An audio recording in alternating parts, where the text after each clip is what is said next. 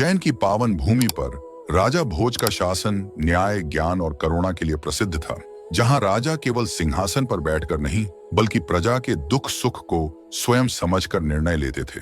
उनके राज्य में वर्षों से यह किंवदंती प्रचलित थी कि राजमहल के नीचे एक प्राचीन खजाना छिपा है, जो साधारण नहीं बल्कि लालच करने वालों के लिए श्राप बन जाता है। जब एक वर्ष भयंकर अकाल पड़ा और अनाज के भंडार घटने लगे, तब राजा भोज ने बिना हिचक राजकोष खोलकर जनता की सहायता की।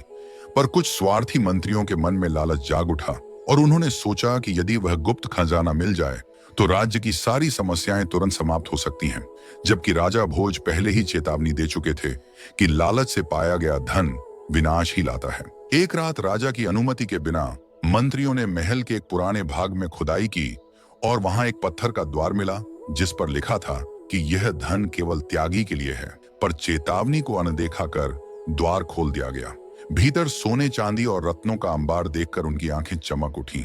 लेकिन जैसे ही एक मंत्री ने स्वर्ण मुद्रा उठाई, वातावरण भयावह हो गया। धरती कांपने लगी और एक गूंजती हुई आवाज ने लालच के परिणाम की चेतावनी दी। राजा भोज वहां पहुंचे और क्रोध करने के बजाय शांति से समझाया कि यह खजाना श्राप नहीं बल्कि मनुष्य की परीक्षा है। फिर भी एक मंत्री चोरी से रत्न ले गया, जिसके बाद उसका जीवन वैभव के बावजूद भय, रोग और अशांति से भर गया और अंततः अपराध स्वीकार कर वह राजा के सामने टूट पड़ा।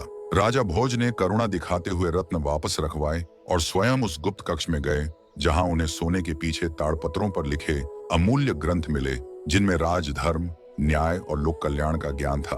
तभी दिव्यवाणी ने घोषणा की कि राजा भोज इस परीक्षा में सफल हुए हैं, क्योंकि उन्होंने लालच के बजाय धर्म और विवेक को चुना। राजा भोज ने उन ग्रंथों को भोजशाला में स्थापित कराया ताकि ज्ञान सबके लिए उपलब्ध हो सके।